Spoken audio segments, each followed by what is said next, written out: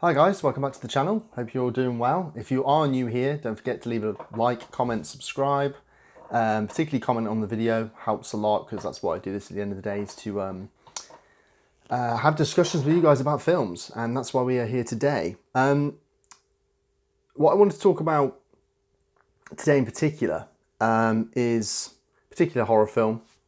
You're going to see from the title, a horror sequel, which brings up a kind of topic in of itself for me, which is that of horror sequels. And I've said on this channel before how I tend to not watch horror sequels in general. It's kind of like an unofficial rule that I've always seemingly lived by, as long as I've been a kind of cinephile.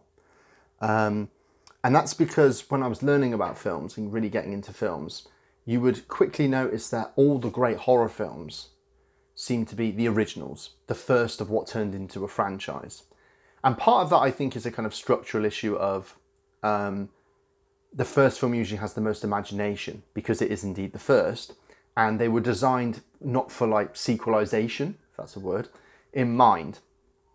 And so a sequel has a special kind of performative function that it must kind of give to its audiences to kind of successfully work and function as a sequel. That's a pressure in a way that the original doesn't have because it's its own unique thing. Okay, so a follow-up is always a kind of arduous task. And as a result of that, the classics always seem to be the originals. There are some, of course, some exceptions, and there are exceptions where I broke my own rule. Like I say, it's not really a formal rule. It's something I've avoided over the years. It's horror sequels because of this reputation that the original's always the best. And if you're really into an original, like a horror film, and you're really into particularly the mythology and the lore of the film or the world that film has created, you don't want it to be spoiled by sequels. That's in particular a reason why I don't invest in horror sequels a lot. Not only that, but the time consumption aspect. I'm in my 30s now. I don't have the time to sit down and watch 9 or 10 Halloween sequels or reboots or reimaginings, as they're sometimes called. It's just, when you know for a while you're going to come back to the same conclusion that you already have. I'm a massive fan of the original Halloween, for example, that the original's probably most likely the best. That's what most, if not all, people say, right? That's just an example. But like I say, I have broke that rule a few times. I watched the Scream sequels because they were big when I was younger, in the 90s. But that has a kind of caveat of the fact that they were all directed by Wes Craven. So you had him helming at least a kind of unified vision of what... You could say they performed much better as sequels, or at least were more cohesive as a trilogy. The original trilogy from the 90s I'm on about here. The Living Dead trilogy, but then that's a kind of... So Romero's, Night of the Living Dead, Dawn of the Dead, Day of the Dead. But they're kind of a thematic trilogy. It's not like it's Night of the Living Dead 1, 2, and 3. They kind of, exist in the same cinematic universe before that kind of odious, horrible term existed. They kind of exist in the same cinematic universe where you can believe that all these characters kind of existed within the same space and time, although, of course, the sequels take place in different places and times, but they follow a kind of thematic consistency of ideas that Romero develops over the trilogy. So I watched those, of course, and I've also watched, for example, I had the Alien box set when I was a teenager, so I watched the first 4 Alien movies. Loved Alien and Aliens, so I thought, why not watch Alien 3, or Alien Cubed as I call it, and Alien Resurrection. Don't like those 2 movies, and I think they do indeed, for me, ruin the mythology and the lore and indeed the characters that were built up in the first 2 films. So, and I know Alien 3 has its fans, and it's recently obviously had its legacy cut released, isn't it, or something, but the point being that, and those experiences probably indeed helped solidify my views of don't invest in horror sequels. With that being said, I've watched 2 in the space of a month, within the last month or so. One being Halloween 2, which I got round to, which wasn't as bad as I thought, actually, or as I feared it would be. I think it's, if you can try and view it as a standalone slasher film, it's perfectly serviceable. but again, not a patch on the original. And the other film I watched, which I went out my way to buy when I realised Arrow were doing a limited edition release of it, was The Exorcist 2, The Heretic, which I thought sold out really quickly, but then it kind of came back in print weirdly for some reason, the limited edition, and now it's still available. So if you do want to catch it, you can still. Which has both the premiere version and the international version on here. I've only watched the premiere version for the purposes of this video, which is 2 hours long, so about 15 minutes longer. And the reason why I bought it is because it has this intriguing reputation.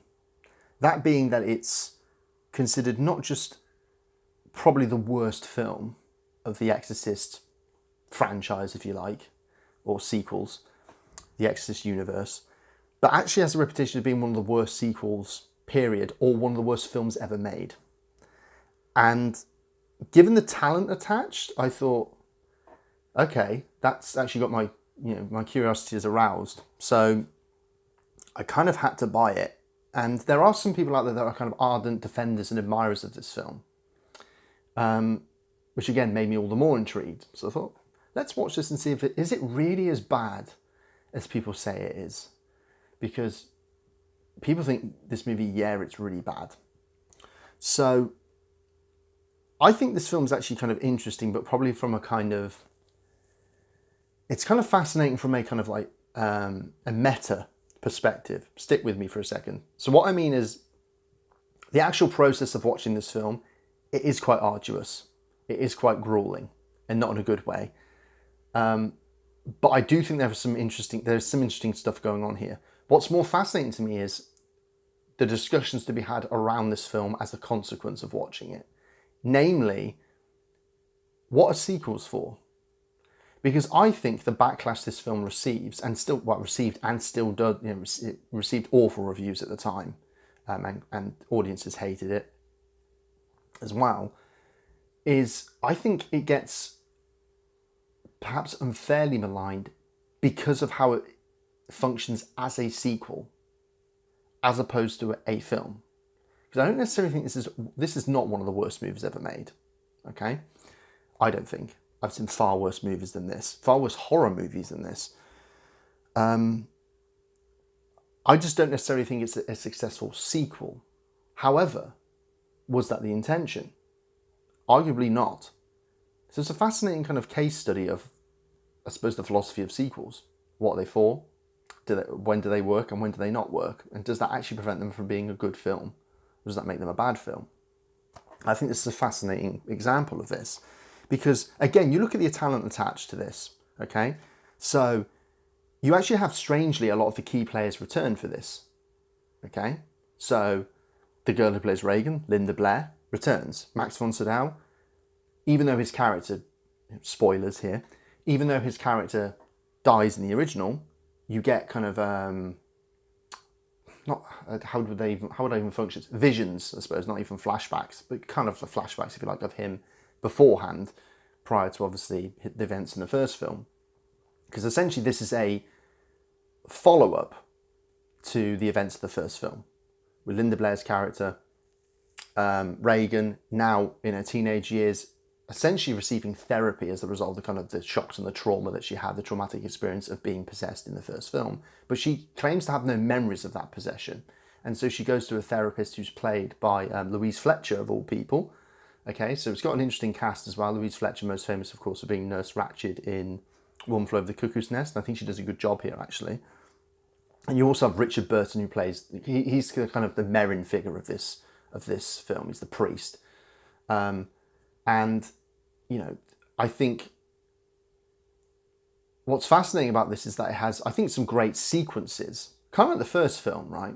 The first film, you know, is kind of renowned for really having a series of great functions as a series of great set pieces. And in the second film, what you have, for example, I think the opening sequence is probably the best sequence of the film, in which Richard Burton's priest attempts to do an exorcism and he fails. And, you know, this woman who's possessed essentially self-immolates. She sets herself on fire, killing herself, and, you know, what turns into screams then turns into kind of like these howls of evil laughter. It's a very, very kind of shocking but brilliantly. It's an evocative sequence. It's a powerful sequence. Like I say, I think the best sequence of the film. There is another great scene I'll talk about though that I really liked in this film, and that's the thing is I don't think this is a complete failure of a film, which it would have to be one of the worst films ever made. And I think it actually explores some interesting ideas, namely the kind of the nature, of the psychological aspects and also the metaphysical aspects, and the fusion of those two things, psychology, science, or at least some argue a science, whereby trying to understand the mind, memory, trauma, distress, and in this you kind of, because this is a bit of a science fiction film as well, whereby you're able to they have this device where they put it on Reagan and they're able to kind of have visions of her deep subconscious of those memories coming to light, or visions of, is she raises questions of, is she still possessed, is she not, is she a fundamentally good person, and is that why she's been targeted for possession? So again, drawing up this questions of good and evil, the struggle between the two. Do you need the one for the other? You need evil to define what is good, and vice versa. So all these kind of, like, again, these metaphysical, spiritual questions, religious questions that I think are deep. Like, there's a sincere attempt to tackle them in this film, I believe, by John Boorman, and that's the director of this film, by the way. So again, you have the cast that I've talked about: Richard Burton, Linda Blair returning, Max von Sydow, etc., Louise Fletcher. It's directed by John Boorman, who is renowned as being, he's a British director who directed a lot of really, really good films. Point Blank, I think one of the great American movies of the 60s. His most famous film, Deliverance, and I think Point Blank is probably his masterpiece from what I've seen. Deliverance, his most famous film, of course, a very, very notable kind of, almost like an ecological horror film from the 70s, very iconic and notorious. And then some other films, Emerald Forest, Excalibur, has a kind of very good ardent cult following. Hope and Glory, which is kind of like personal, World War II drama, which follows, the experiences of a boy growing up in the Blitz in Britain, which is a really, really good film. So, it has a bona fide director attached to this. Ennio Morricone does the score. So, it's got a really good kind of suspense score. That actually reminds you of kind of some of the work that he did on the suspense sequences in something like The Untouchables 10 years later. Because this was filmed in 1977, so 4 years after The Exorcist. I think their original intention was to get Friedkin and Blatty to do the work together again, but they hated working together. So there was a lot of tensions between the two in terms of how to visualise on screen Blatty's novel. So therefore, and not only that, but obviously Friedkin at the time was deep into making The Sorcerer, which is another film we can talk about another time, because that's an interesting film in and of itself, and that kind of, in some ways, ruined Friedkin's career. So, John Boorman was attached, but he actually didn't admire the original film at all. He actually saw the original film, and I think he has a point here of being a series of kind of, he said it was like 2 hours on focusing on the kind of torture of a little girl. And there is an element to that, of an element almost of kind of sadism to The Exorcist, of if you see it as like a series of kind of intent, or increasingly grotesque set pieces, of depravity, of what can we do next to shock audiences. That kind of is probably one of the key derived pleasures for audiences watching The Exorcist, I think. And Boorman wanted to kind of make it a film that was antithetical to that. That kind of, he said he's wanted to make a metaphysical thriller. And on those terms, I think he might succeed. Like I say, I think the film's too far, I think it's too long drawn out. I think it kind of falls apart in the second half of the picture. I think the first hour is much stronger than the second hour. And the climax is very much drawn out. But you can see the intentions and sincerity there to make a distinctly serious standalone film that he really didn't really want to function as a sequel at all. Like I say, he wanted it to be more of a metaphysical thriller than a horror film. And on those terms, I don't think he fails necessarily. I don't think he's wholly successful, but I don't think he fails either.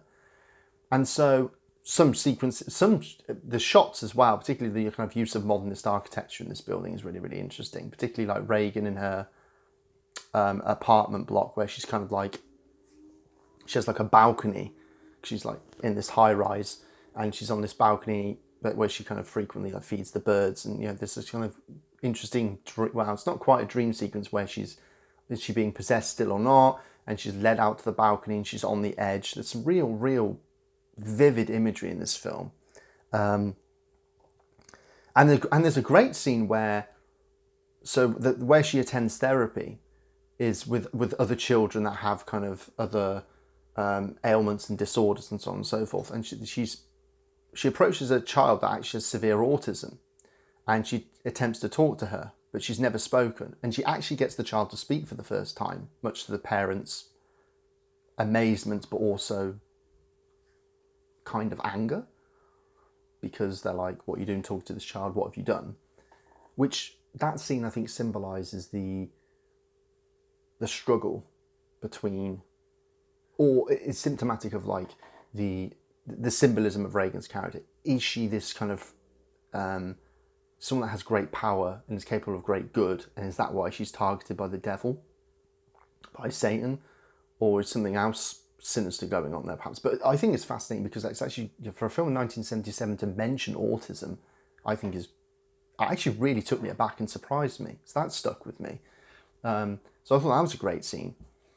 But it does drag on far too long. I think the elements of kind of the almost like the science fiction element, or the scenes that take place in Ethiopia and Africa, don't quite gel with the realism or the attempt at kind of scientific realism that I suppose at the time felt very modern day.